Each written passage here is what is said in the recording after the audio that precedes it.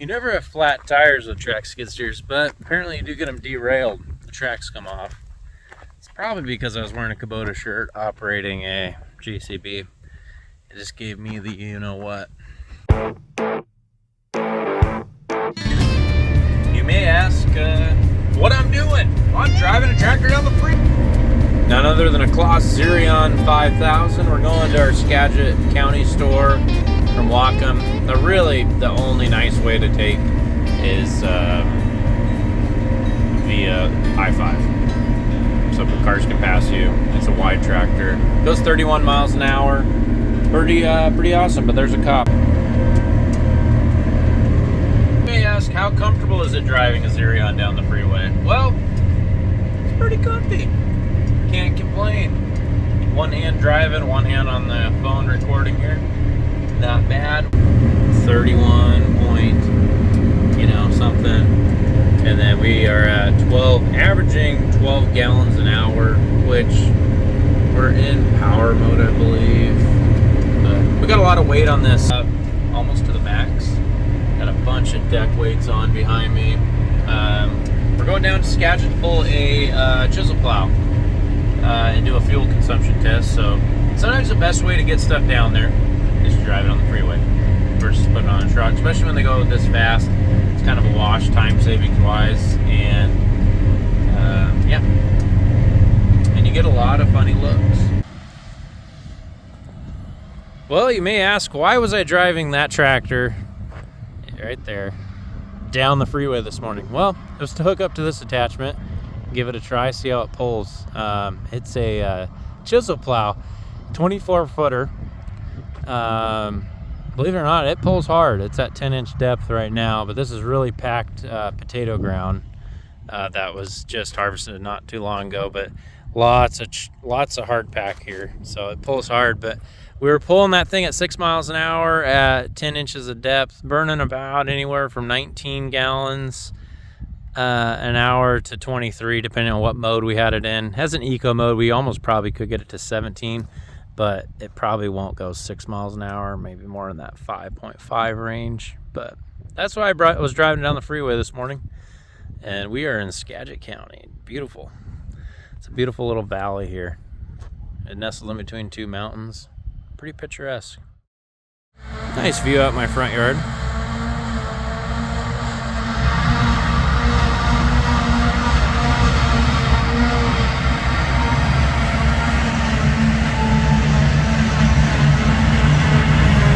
Got ahead of myself. I was having a really productive day in the blackberries here. Then my track came off. It don't really go without the tracks, It's unfortunate. It completely went off. So I'm kind of just buried here in the blackberries. Woo! Don't step on that. Yeah, it'll go straight down. Try to figure out how to get out of here without getting just ripped up by these awesome blackberries.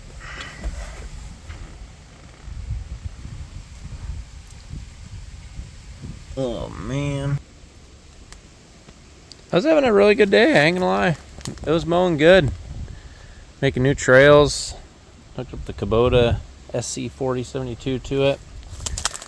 That's a whole nother story. Yeah, we are not an ideal spot to stop, but I couldn't move any further.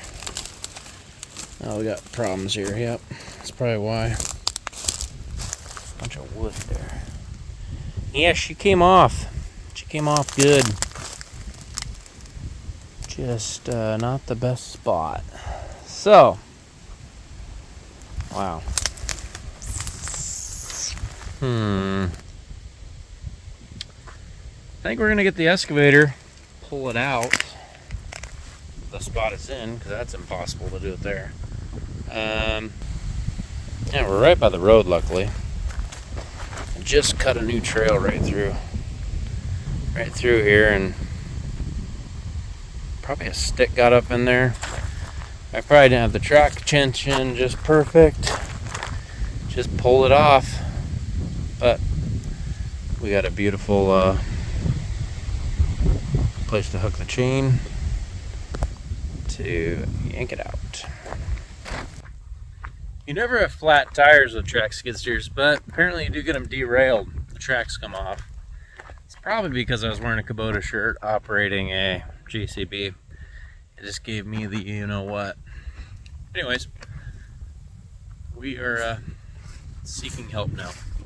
I should have filmed, but I did end up pulling it out with the excavator, and I would have thought the root ripper was a great track grabber. So now I just got to put it back on, which is a if you watch previous videos, it's a little taller task than I originally anticipated, but this side might be easier.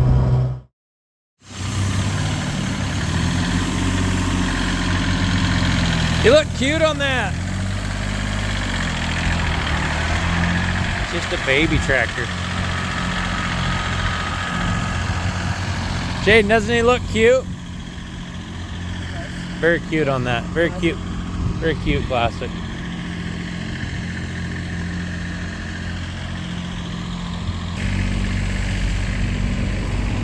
Black on black. Pretty nice looking unit.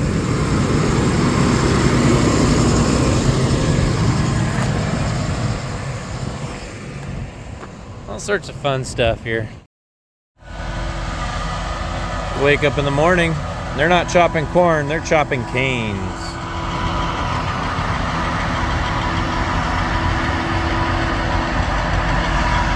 Hope he turns this way. So that's a corn head modified to just, they took the wings off of it and he put some combine points on it. It looks like a down corn kit, but it seems to be working pretty good.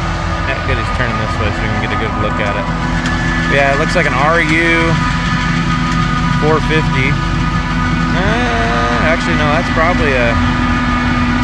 Oh, shoot. Yeah, no, that's a 450. It's got one wing off. Yep.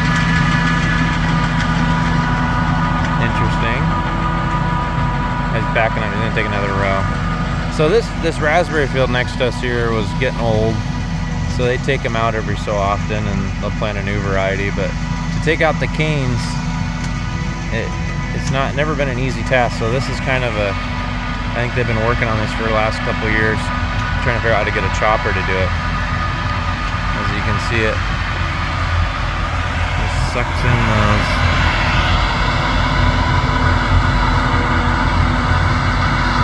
those cones, lift them. Looks like they're working pretty good. And then the corn, that is a corn head, but yeah.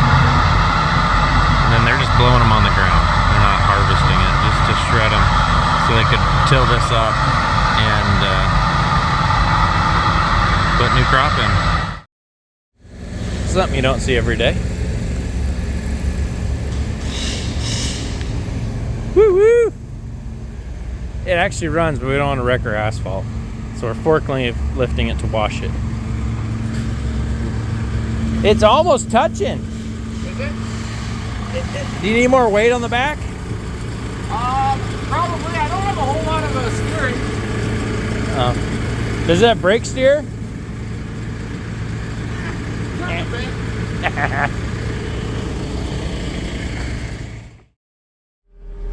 So sometimes you come home and you gotta fix them. The kids drove the RTV on a tree and I centered it.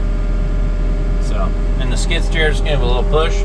I tried to back it out, but it's stuck.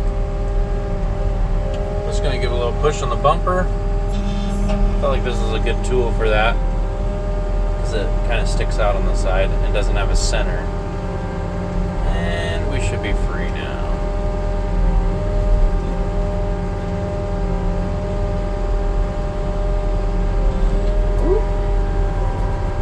And that should be it. Crisis averted. I shouldn't even turn my head. I do have a backup camera. I don't know when I'm gonna learn. Anyways, the reason I wanted to get this unstuck is because I want to use it. So I'm gonna leave the skid steer out here. Go pick up the kid. Hopefully they can shuttle me back here because we're a ways away from the house. And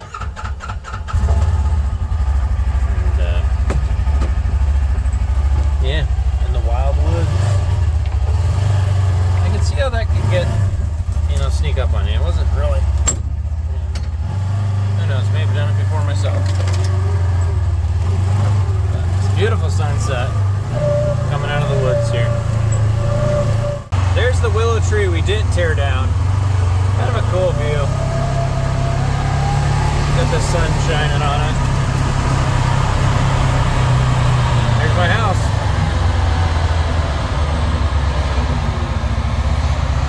You don't get many more good views than that in the countryside chopping grass. The mountains in the background. Sun shining just right. Kind of just went down a little bit though.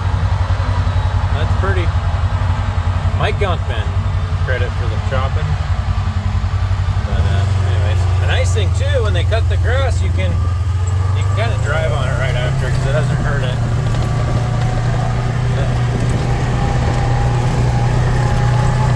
My house is really close to the field.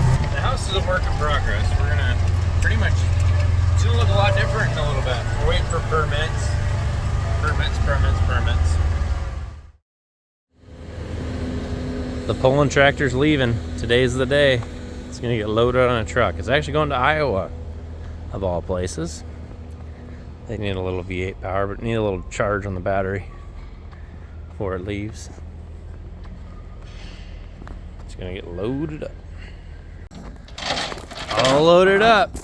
That'll work, right? Zip tie that on there. Yeah, do a couple extra maybe. Zip tie the cans on the cans.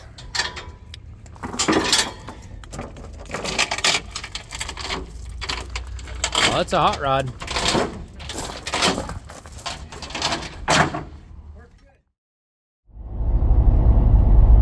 So on the road to the Burlington store, got a customer that wants to try our Claas Axion 960 TerraTrack, and they're going to pull the Lemken Carrot 16 or Carrot 16, and never seen a TerraTrack pull that before, so we're going to give it a try and see what we have to do. Get it hooked up and give it a try. It's a little wet today. They're going to be pulling in some barley stubble or barley cover. They rip it up.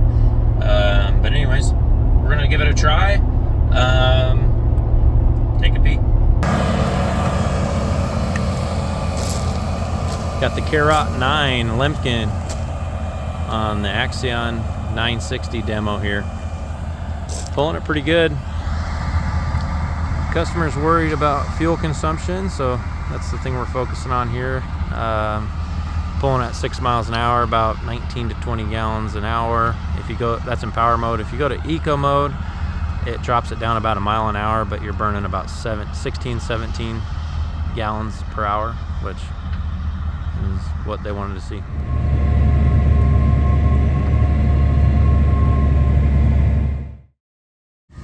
Just another day at the Burlington store. We're right next to a railroad track, and I came back from grabbing something to eat, and looks like they're just going to replace the whole track here eventually. They're going to unload oh, they're lifting it. So back in the old day, they would lay the ties down first and then put the tracks on top. It looks like they pre-manufacture all this, so it's just ready to go and set in real fast. This is a very, very busy railroad track here.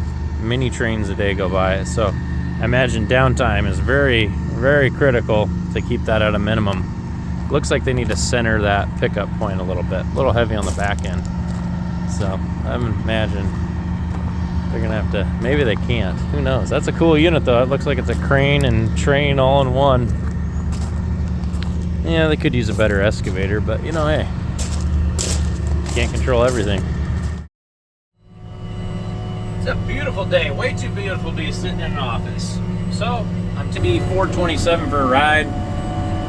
We're gonna go to Sumas, believe it or not. It cruises at a nice speed of 28 miles an hour, very comfortably. It's got a good transmission, like super comfortably. One-handed operation of an articulated tractor is, I mean, it handles well. Anyways, thought I'd go for a little ride. We are helping out the local demolition derby this weekend supplying them some loaders to lift blocks and cars. A set of forks on here. So this is a JCB 427. Nice machine. I've really not spent a lot of time in these, but super nice machine. Tons of legroom, great visibility. Ooh, a little tight up here, a little tight. Kind of slow down. Truck and cars parked on the side of the road. There we go. Still doing it one-handed. Anyways. Well, the tree's down, the shed's down. Stump out, and I got this new tool. It's a shank. Hooks on the end where the bucket would go, and it works really good. I've done some ripping on these roots. We're gonna push this big old stump over hopefully soon, but I gotta dig the roots out. But the shank works way better than a 12-inch bucket. A lot more force on that center point. Pretty cool. M5-091 with turf tires. Going to a local golf course in Bellingham, and they wanted these special tires. They're not in Kubota's price book, so we had to special order them. And I gotta drive it because it's a cool unit. Because they have some fields around their golf course that they make hay out of. But it's just kind of a unique golf course in that respect. But yeah, they bale and make hay, and yeah, they got a Kubota. They bought this a couple years ago and were pulling it with their old tractor. They just updated the tractor to a Kubota M5-091, open station. They don't really use the loader on it very much. It's just in case they need it. It's mainly for mowing fairways and doing stuff on the golf course and the field. So I'm just kind of curious how this tractor drives with these big tires down the road. So we're gonna go find out. And it's in here for a service because they've already had it for a few months, and they said it kind of pulls to the right. So I'm gonna see if we fix that or address that. Anyways, let's go for a ride. So far, so good. Driving real nice. A little wide.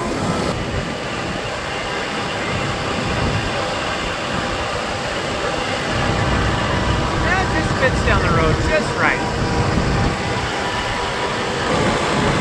Stop means I need both my hands.